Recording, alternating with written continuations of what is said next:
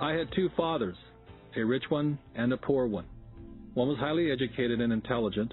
He had a PhD and completed 4 years of undergraduate work in less than 2 years. The other father never finished the 8th grade. Both of them were successful in their careers, working hard all their lives. Both earned substantial incomes. Yet one struggled financially all his life. The other would become one of the richest men in Hawaii. One died leaving tens of millions of dollars to his family, charities, and his church. The other left bills to be paid. Both men were strong, charismatic, and influential. Both men offered me advice, but they did not advise the same things.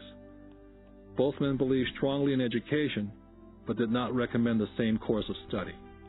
If I had had only one dad, I would have had to accept or reject his advice. Having two dads advising me offered me the choice of contrasting points of view, one of a rich man and one of a poor man. Instead of simply accepting or rejecting one or the other, I found myself thinking more, comparing, and then choosing for myself. The problem was, the rich man was not rich yet, and the poor man not yet poor. Both were just starting out on their careers, and both were struggling with money and families. But they had very different points of view about the subject of money.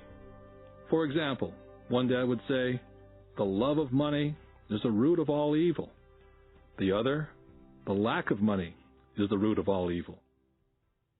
As a young boy, having two strong fathers, both influencing me, was difficult. I wanted to be a good son and listen, but the two fathers did not say the same things. The contrast in their points of view, particularly where money was concerned, was so extreme that I grew curious and intrigued. I began to start thinking for long periods of time about what each was saying. Much of my private time was spent reflecting, asking myself questions such as, "Why does he say that?" and then asking the same question of the other dad's statement. It would have been much easier to simply say, "Yeah, he's right, I agree with that," or to simply reject the point of view by saying, "The old man doesn't know what he's talking about." Instead, having two dads whom I love forced me to think and ultimately choose a way of thinking for myself. As a process, choosing to think for myself turned out to be much more valuable in the long run, rather than simply accepting or rejecting a single point of view. One of the reasons the rich get richer, the poor get poorer, and the middle class struggles in debt is because the subject of money is taught at home, not in school. Most of us learn about money from our parents. So what can a poor parent tell their child about money? They simply say, "Stay in school and study hard." The child may graduate with excellent grades, but with a poor person's financial programming and mindset. It was learned while the child was young. Money is not taught in schools.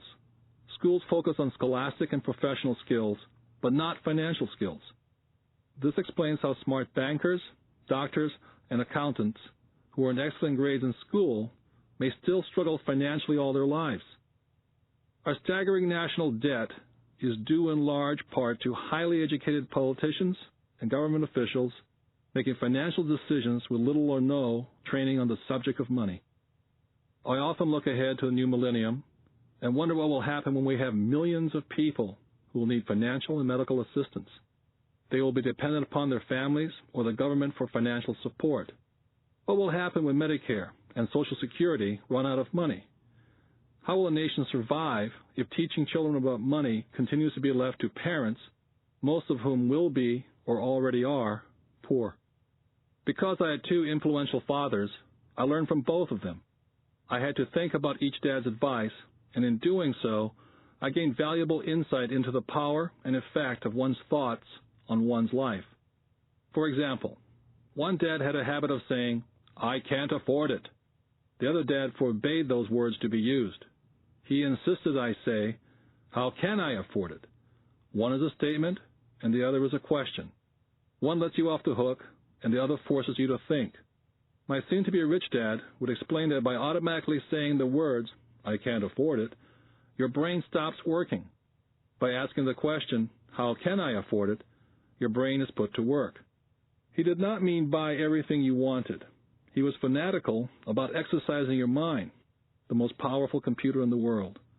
My brain gets stronger every day because I exercise it. The stronger it gets, the more money I can make. He believed that automatically saying, "I can't afford it," was a sign of mental laziness. Although both dads worked hard, I noticed that one dad had a habit of putting his brain to sleep when it came to money matters, and the other had a habit of exercising his brain. The long-term result was that one dad grew stronger financially and the other grew weaker. It is not much different from a person who goes to the gym to exercise on a regular basis versus someone who sits on the couch watching television. Proper physical exercise increases your chances for health, and proper mental exercise increases your chances for wealth. Laziness decreases both health and wealth. My two dads had opposing attitudes in thought.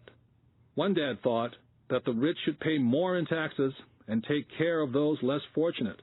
The other said, taxes punish those who produce and reward those who don't produce. One dad recommended, study hard so you can find a good company to work for.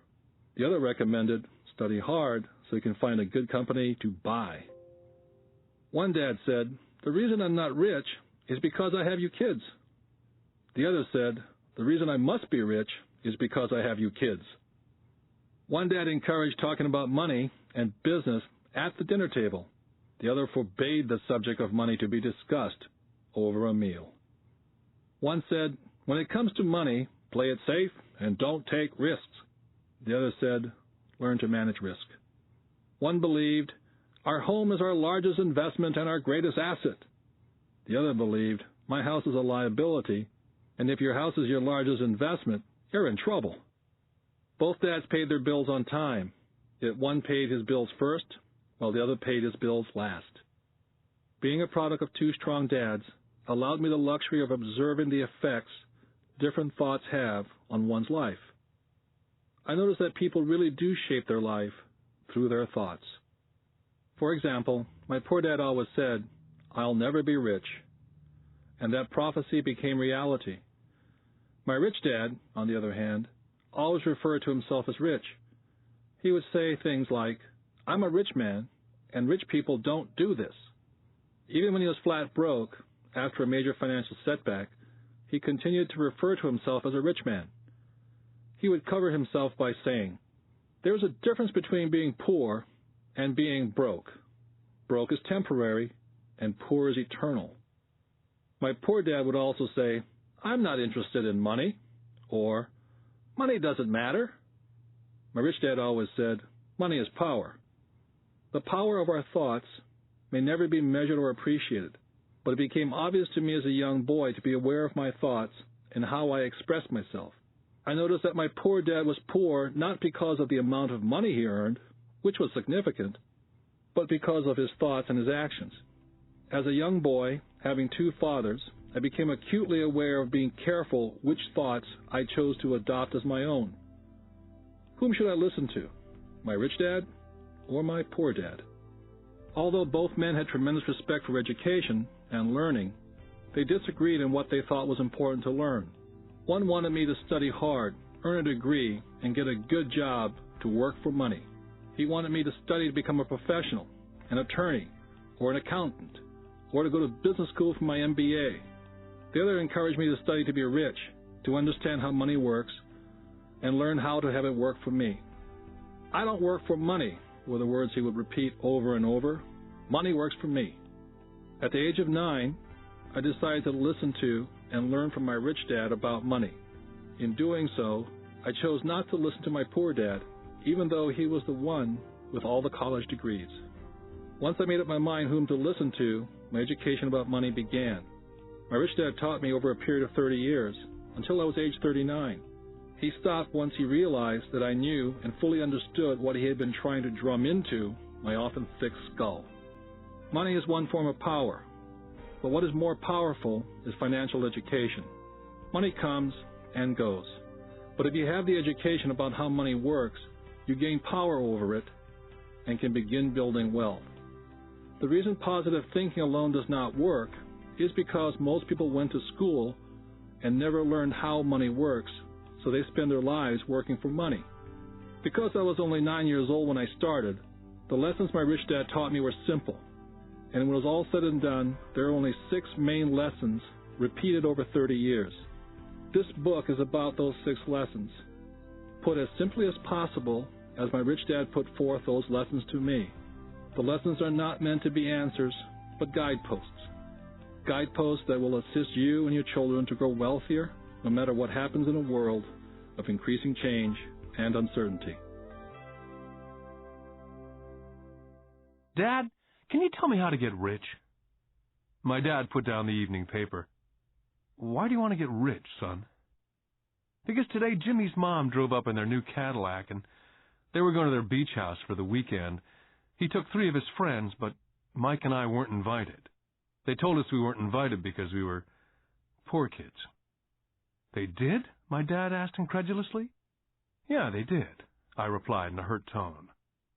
My dad silently shook his head, pushed his glasses up the bridge of his nose, and went back to reading his paper. I stood waiting for an answer. The year was 1956. I was 9 years old. By some twist of fate, I attended the same public school where the rich people sent their kids. We were primarily a sugar plantation town. The managers of the plantation and the other affluent people of the town, such as doctors, business owners, and bankers, sent their children to this school, grades 1 to 6. After grade 6, their children were generally sent off to private schools. Because my family lived on one side of the street, I went to this school. Had I lived on the other side of the street, I would have gone to a different school with kids from families more like mine. After grade 6, these kids and I would go on to the public intermediate and high school. There was no private school for them or for me. My dad finally put down the paper. Well, son, he began slowly, if you want to be rich, you have to learn to make money. How do I make money? I asked. Well, use your head, son, he said, smiling, which really meant, that's all I'm going to tell you, or, I don't know the answer, so don't embarrass me. The next morning, I told my best friend Mike what my dad had said. As best I could tell, Mike and I were the only poor kids in this school. Mike was like me in that he was in this school by a twist of fate. Someone had drawn a jog in a line for the school district, and we wound up in school with the rich kids. So what do we do to make money? Mike asked. I don't know, I said. But do you want to be my partner? He agreed. And so on that Saturday morning, Mike became my first business partner. We spent all morning coming up with ideas on how to make money. Finally, that afternoon, a bolt of lightning came through our heads. It was an idea that Mike had gotten from a science book he'd read. Excitedly, we shook hands, and the partnership now had a business. For the next several weeks, Mike and I ran around our neighborhood, knocking on doors and asking our neighbors if they'd save their toothpaste tubes for us. With puzzled looks, most adults consented with a smile. Some asked us what we were doing, to which we replied, "We can't tell you. It's a business secret." My mom grew distressed as the weeks wore on. We had selected a site next to her washing machine as the place we would stockpile our raw materials. In a brown cardboard box that one time held ketchup bottles, our little pile of used toothpaste tubes began to grow. One day my dad drove up to see 2 9-year-old boys in the driveway with a production line operating at full speed. Fine white powder everywhere. On a long table were small milk cartons from school, and our family's hibachi grill was glowing with red-hot coals at maximum heat. Dad walked up cautiously, having to park the car at the base of the driveway, since the production line blocked the carport. As he got closer, he saw a steel pot sitting on top of the coals, with the toothpaste tubes being melted down. In those days, toothpaste did not come in plastic tubes. The tubes were made of lead. So once the paint was burned off, the tubes were dropped in the small steel pot, melted until they became liquid, and with my mom's pot holders, we were pouring the lead through a small hole in the top of the milk cartons. The milk cartons were filled with plaster of Paris. The white powder everywhere was the plaster before we mixed it with water. The milk cartons were the outer containers for plaster of Paris molds. My dad watched as we carefully poured the molten lead through a small hole in the top of the plaster of Paris cube. "What are you boys doing?" he asked with a cautious smile. "We're doing what you told me to do. We're going to be rich," I said. "Yep," said Mike, grinning and nodding his head. "We're partners." "And what is in those plaster molds?" Dad asked. "Watch," I said. "This should be a good batch." With a small hammer, I tapped at the seal that divided the cube in half. Cautiously, I pulled up the top half of the plaster mold, and a lead nickel fell out. "Oh, my God," my dad said. "You're casting nickels out of lead." "That's right," Mike said. "We're making money." My dad smiled and shook his head. Along with a fire and a box of spent toothpaste tubes in front of him were two little boys covered with white dust and smiling from ear to ear. He asked us to put everything down and sit with him on the front step of our house. With a smile, he gently explained what the word counterfeiting meant. Our dreams were dashed.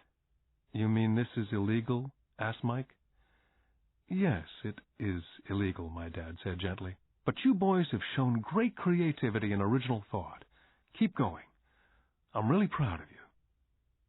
Disappointed, Mike and I sat in silence for about 20 minutes before we began cleaning up our mess. The business was over on opening day. Sweeping the powder up, I looked at Mike and said, "I guess Jimmy and his friends are right. We are poor." My father was just leaving as I said that. "Boys," he said, "you're only poor if you give up. The most important thing is that you did something. Most people only talk and dream of getting rich. You've done something. I'm very proud of the two of you. I will say it again. Keep going. Don't quit." Mike and I stood there in silence.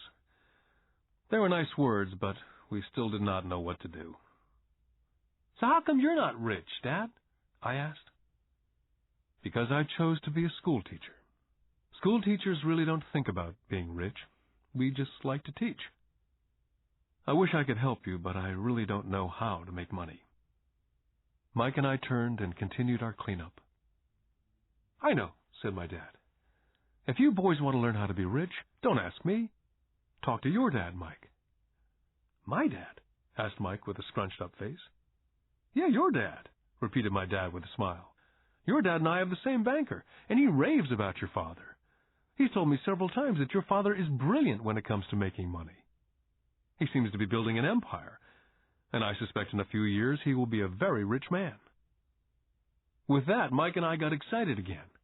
With new vigor, we began cleaning up the mess caused by our now-defunct first business. As we were cleaning, we made plans on how and when to talk to Mike's dad. The problem was that Mike's dad worked long hours and often did not come home until late. His father owned warehouses, a construction company, a chain of stores, and 3 restaurants. It was the restaurants that kept him out late. Mike caught the bus home after we had finished cleaning up. He was going to talk to his dad when he got home that night and ask him if he would teach us how to become rich. Mike promised to call as soon as he talked to his dad, even if it was late. The phone rang at 8:30 p.m. Mike's dad had agreed to meet with Mike and me. At 7:30 Saturday morning, I caught the bus to the poor side of town. Michael and I met with his dad that morning at 8 o'clock. He was already busy and had been at work for more than an hour. His construction supervisor was just leaving in his pickup truck as I walked up to his simple, small, and tidy home. Mike met me at the door. "Dad's on the phone, and he said to wait on the back porch," Mike said as he opened the door. The old wooden floor creaked as I stepped across the threshold of this aging house. There was a cheap mat just inside the door. That mat was there to hide the years of wear from countless footsteps that the floor had supported. Although clean, it needed to be replaced. I felt claustrophobic as I entered the narrow living room, which was filled with old, musty, overstuffed furniture that today would be collector's items. Sitting on the couch were 2 women, a little older than my mom. Across from the women sat a man in workman's clothes. They smiled as Mike and I walked past them, heading for the kitchen, which led to the porch that overlooked the backyard. I smiled back shyly. "Who are those people?" I asked. "Oh, they work for my dad. The older man runs his warehouses, and the women are the managers of the restaurants. And you saw the construction supervisor who's working on a road project about 50 miles from here. His other supervisor, who's building a tract of houses, had already left before you got here." "Does this go on all the time?" I asked. Not always, but quite often, said Mike, smiling as he pulled up a chair to sit down next to me. I asked him if he'd teach us to make money, Mike said. Oh? And what did he say to that? I asked with cautious curiosity. Well, he had a funny look on his face at first, and then he said he would make us an offer. Oh, I said, rocking my chair back against the wall. I sat there perched on two rear legs of the chair. Mike did the same thing. Suddenly, Mike's dad burst through the rickety screen door and onto the porch. Mike and I jumped to our feet, not out of respect, but because we were startled. Ready, boys? Mike's dad asked as he pulled up a chair to sit down with us. We nodded our heads as we pulled our chairs away from the wall to sit in front of him. He was a big man, about 6 feet tall and 200 pounds. Mike says that you want to learn how to make money. Is that correct, Robert? I nodded my head quickly, but with a little intimidation. He had a lot of power behind his words and smile. Okay, here's my offer. I'll teach you, but I won't do it classroom style. You work for me, and I'll teach you. You don't work for me, I don't teach you. I can teach you faster if you work, and I'm wasting my time if you just want to sit and listen like you do in school. That's my offer. Take it or leave it. May I ask a question first, I asked. Nope, take it or leave it. I've got too much work to do to waste my time. If you can't make up your mind decisively, then you'll never learn to make money anyway. Take it, I said. Take it, said Mike. Good, said Mike's dad. Mrs. Martin will be by in 10 minutes. After I'm through with her, you ride with her to my superette, and you can begin working. I'll pay you 10 cents an hour, and you will work for 3 hours every Saturday. But I have a softball game today, I said. Mike's dad lowered his voice to a stern tone. Take it or leave it, he said. I'll take it, I replied, choosing to work and learn instead of playing softball. By 9 a.m. on a beautiful Saturday morning, Mike and I were working for Mrs. Martin. She was a kind and patient woman. She always said that Mike and I reminded her of her 2 sons who were grown and gone. Although kind, she believed in hard work, and she kept us working. She was a taskmaster. We spent 3 hours taking canned goods off the shelves, and with a feather duster, brushing each can to get the dust off, and then restacking them neatly. It was excruciatingly boring work. For 3 weeks, Mike and I reported to Mrs. Martin and worked our 3 hours. By noon, our work was over, and she dropped 3 little dimes in each of our hands. Now, even at the age of 9 in the mid-50s, 30 cents was not too exciting. Comic books cost 10 cents back then, so I usually spent my money on comic books and went home. By Wednesday of the 4th week, I was ready to quit. I had agreed to work only because I wanted to learn to make money from Mike's dad. And now I was a slave for 10 cents an hour. On top of that, I had not seen Mike's dad since that first Saturday. I'm quitting, I told Mike at lunchtime. The school lunch was miserable. School was boring, and now I didn't even have my Saturdays to look forward to. But it was the 30 cents that really got to me. Mike smiled. Dad said this would happen. He said to meet with him when you were ready to quit. What? I said indignantly. He's been waiting for me to get fed up? Sort of, Mike said. Dad's kind of different. He teaches differently from your dad. Your mom and dad lecture a lot. My dad is quiet and a man of few words. You just wait till this Saturday. I'll tell him you're ready. You mean I've been set up? No, not really, but maybe. Dad will explain on Saturday. I was ready to face him, and I was prepared. Even my real dad was angry with him. My real dad, the one I call the poor one, thought that my rich dad was violating child labor laws and should be investigated. My educated dad told me to demand what I deserve, at least 25 cents an hour. My poor dad told me that if I didn't get a raise, I was to quit immediately. At 8 o'clock Saturday morning, I was going through the same rickety door of Mike's house. Take a seat and wait in line, Mike's dad said as I entered. He turned and disappeared into his little office next to a bedroom. I looked around the room and didn't see Mike anywhere. Feeling awkward, I cautiously sat down next to the same 2 women who were there 4 weeks earlier. They smiled and slid across the couch to make room for me. 45 minutes went by, and I was steaming. The 2 women had met with him and left 30 minutes earlier. An older gentleman was in there for 20 minutes and was also gone. The house was empty, and I sat out in his musty, dark living room on a beautiful, sunny Hawaiian day, waiting to talk to a cheapskate who exploited children. I could hear him rustling around in the office, talking on the phone and ignoring me. I was now ready to walk out, but for some reason I stayed. Finally, 15 minutes later, at exactly 9 o'clock, Rich Dad walked out of his office, said nothing, and signaled with his hand for me to enter his dingy office. "I understand you want a raise or you're going to quit," Rich Dad said as he swiveled in his office chair. "Well, you're not keeping your end of the bargain," I blurted out, nearly in tears. It was really frightening for a 9-year-old boy to confront a grown-up. "You said that you'd teach me if I worked for you." "Well, I've worked for you. I've worked hard. I've given up my baseball games to work for you, and you don't keep your word. You haven't taught me anything. You're a crook like everyone in town thinks you are. You're greedy. You want all the money and don't take care of your employees. You make me wait and don't show me any respect. I'm only a little boy, and I deserve to be treated better."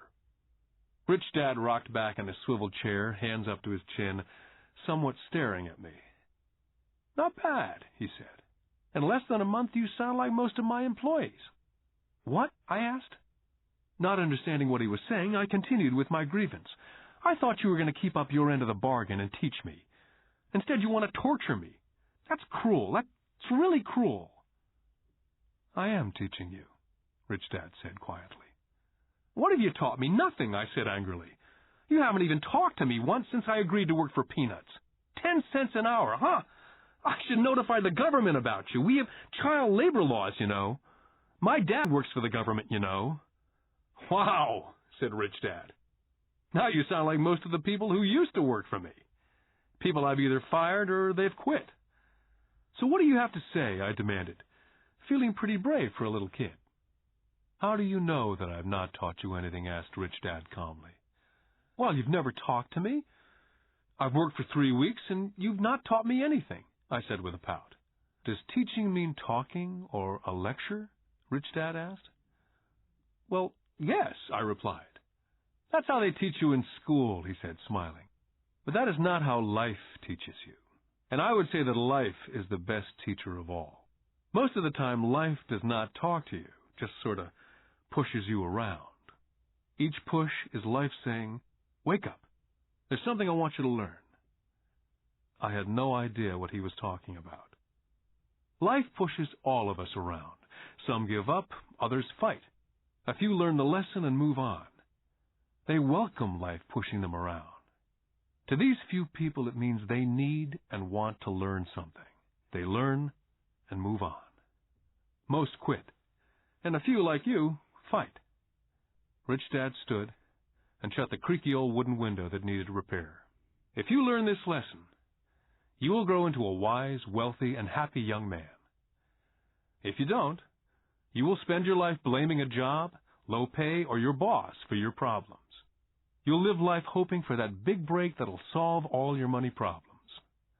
Rich Dad looked over to me to see if I was still listening. His eyes met mine. We stared at each other, streams of communication going between us through our eyes. Finally, I pulled away once I had absorbed his last message. I knew he was right. I was blaming him, and I did ask to learn. I was fighting. Rich Dad continued, "Or if you're the kind of person who has no guts, you just give up every time life pushes you. If you're that kind of person, you'll live all your life playing it safe, doing the right things, saving yourself for some event that never happens. Then you die a boring old man. You'll have lots of friends who'll really like you because you were such a nice, hard-working guy. You spent a life playing it safe, doing the right things. But the truth is, you let life push you into submission. Deep down, you were terrified of taking risks. You really wanted to win, but the fear of losing was greater than the excitement of winning. Deep inside, you and only you will know that you didn't go for it. You chose to play it safe." Our eyes met again. For 10 seconds, we looked at each other, only pulling away once the message was received. "You've been pushing me around?" I asked. "Some people might say that," smiled Rich Dad. "I would say that I just gave you a taste of life." "What taste of life?" I asked, still angry, but not curious. You boys are the first people that have ever asked me to teach them how to make money. I have more than 150 employees, and not one of them has asked me what I know about money. They ask me for a job and a paycheck, but never to teach them about money. So most will spend the best years of their lives working for money, not really understanding what it is they're working for. I sat there listening intently. So when Mike told